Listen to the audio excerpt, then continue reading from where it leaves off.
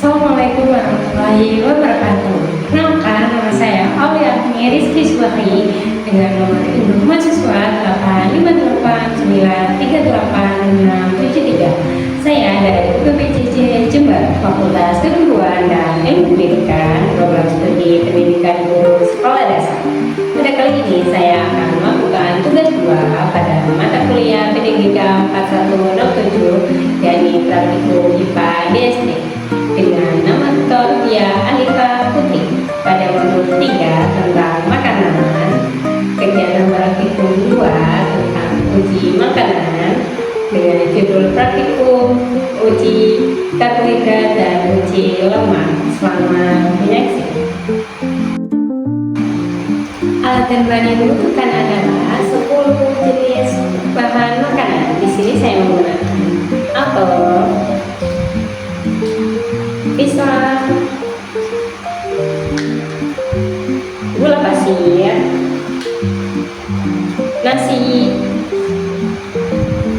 tepung terigu, margarin, tahu putih, kentang, biskuit, telur rebus bagian putihnya, kemudian larutan iodium dalam kalium iodida atau lugol, atau alternatifnya dapat menggunakan kopi dan iodin. Alat tulis berupa pulpoin dan label nama dari 10 jenis bahan makanan yang digunakan. Dan yang terakhir adalah lembar kerja atau lembar pengamatan. Yang kita lakukan selanjutnya adalah beri 2-3 tetes larutan iodium dalam kalium iodida atau lugol, atau alternatifnya dapat menggunakan povidon iodin sebanyak 2-3 tetes pada setiap jenis bahan makanan.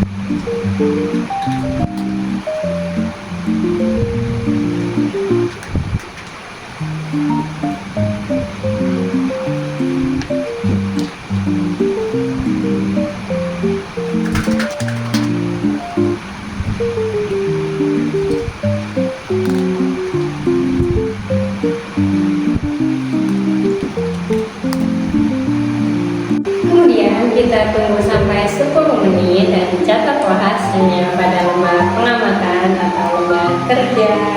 Inilah dia hasil bahan makanan setelah 10 menit diberi larutan iodium dalam kalium iodida atau lugol, atau alternatifnya dapat berupa povidon iodin. Ada beberapa makanan yang mengalami perubahan warna menjadi biru keunguan atau menghitam. Di antaranya adalah kentang, tepung terigu, biskuit, pisang, nasi.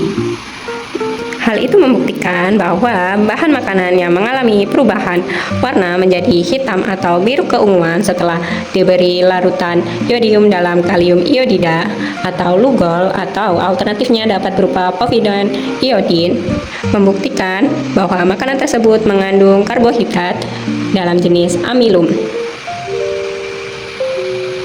Sedangkan makanan yang tidak mengalami perubahan warna dan cenderung memiliki warna tetap seperti warna sebelum diberi larutan iodium dalam kalium iodida atau lugol, atau alternatifnya povidon iodin, yakni terdiri dari apel, margarin, telur rebus, tahu putih, dan gula pasir. Makanan tersebut cenderung memiliki warna tetap seperti warna asalnya. Hal tersebut membuktikan bahwa makanan tersebut tidak mengandung karbohidrat dalam jenis amilum. Gula pasir sebenarnya termasuk dalam jenis karbohidrat, tapi tidak mengalami perubahan warna menjadi hitam atau biru keunguan.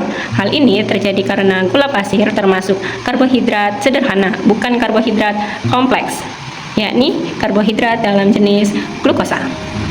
Hal ini yang menjadi penyebab tidak adanya perubahan warna pada gula pasir setelah diberi larutan yodium dalam kalium iodida atau lugol, atau alternatifnya yaitu povidone iodid. Catatlah hasilnya pada lembar kerja atau lembar pengamatan.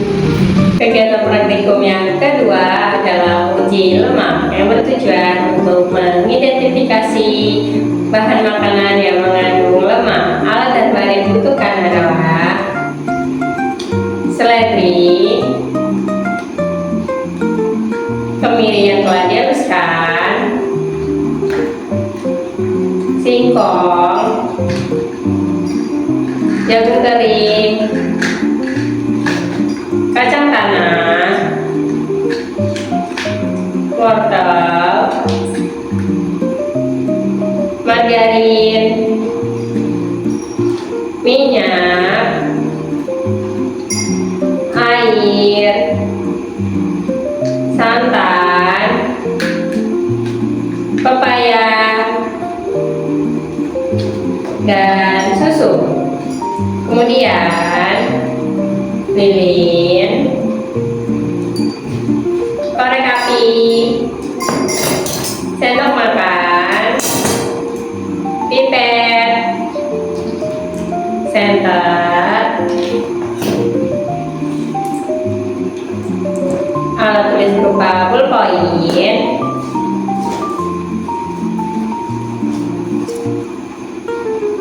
sampul buku berwarna coklat atau kertas minyak yang sudah diberi label jenis-jenis makanan yang akan diuji.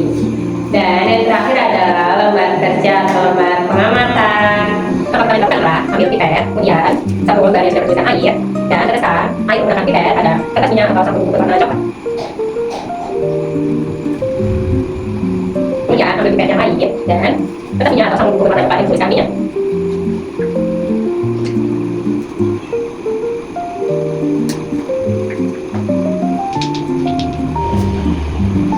Kemudian diamkan kedua kertas minyak selama 10 menit dan jadikan kedua kertas minyak ini sebagai patokan untuk bahan makanan selanjutnya. Ambil susu dan oleskan pada kertas minyak. Diamkan juga selama 10 menit. Lakukan saya sama pada bahan makanan lainnya.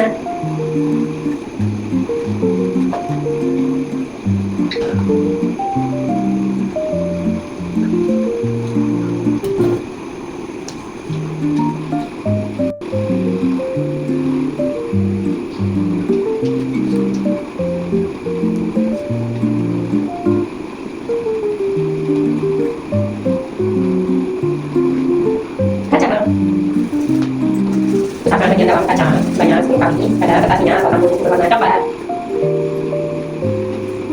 Kemudian singkong kering, usapkan 10 kali pada kertas minyak atau sampul buku berwarna coklat. Kemudian jagung kering, usapkan juga sebanyak 10 kali dan diamkan selama 10 menit.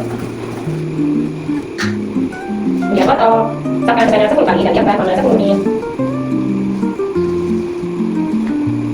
Kemudian seledri, usapkan sebanyak 10 kali dan diamkan selama 10 menit. Dan kemiri yang telah dihaluskan, usapkan sebanyak 10 kali dan diamkan selama 10 menit. Dan yang terakhir adalah margarin. Untuk margarin adalah menggunakan lilin.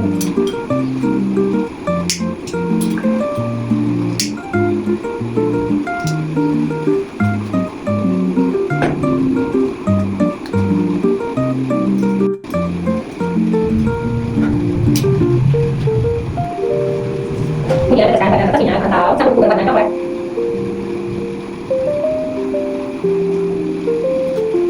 Biarkan semua bahan selama 10 menit dan catat hasilnya pada lembar pengamatan. Ini dia hasil praktikum dan pengamatan setelah 10 menit. Ada beberapa bahan makanan yang tetap meninggalkan jejak dan terasa licin, dan ada pula yang menghilang ataupun meninggalkan jejak tapi tidak terasa licin. Yang pertama adalah air. Air meninggalkan bekas, tapi jika dipegang hanya terasa basah dan tidak licin. Hal ini menunjukkan bahwa air tidak mengandung lemak. Kemudian minyak. Minyak meninggalkan jejak dan terasa licin jika dipegang. Hal ini membuktikan bahwa minyak mengandung lemak. Kemudian wortel. Wortel tidak meninggalkan jejak sama sekali. Hal ini menunjukkan bahwa wortel tidak mengandung lemak. Kemudian susu. susu meninggalkan jejak dan terasa licin. Hal ini menunjukkan bahwa susu mengandung lemak. Kemudian santan. Santan meninggalkan jejak dan terasa licin jika dipegang. Hal ini menunjukkan bahwa santan mengandung lemak. Kemudian seledri. Seledri tidak meninggalkan jejak sama sekali dan terasa kering jika dipegang. Hal ini menunjukkan bahwa seledri tidak mengandung lemak. Kemudian pepaya. Pepaya meninggalkan jejak namun ketika dipegang hanya terasa basah dan tidak licin. Hal ini menunjukkan bahwa pepaya tidak mengandung lemak.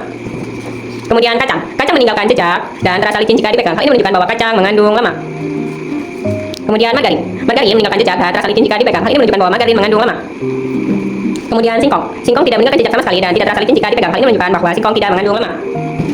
Kemudian jagung. Jagung tidak meninggalkan jejak sama sekali dan tidak terasa licin jika dipegang. Hal ini menunjukkan bahwa jagung tidak mengandung lemak. Dan yang terakhir adalah kemiri. Kemiri meninggalkan jejak dan terasa licin jika dipegang. Hal ini menunjukkan bahwa kemiri mengandung lemak. Makanan yang mengandung lemak diantaranya adalah minyak, susu, santan, kacang tanah, margarin, dan kemiri. Kemudian makanan yang tidak mengandung lemak adalah wortel, air, seledri, pepaya, singkong, dan jagung. Catat hasilnya pada lembar kerja atau lembar pengamatan.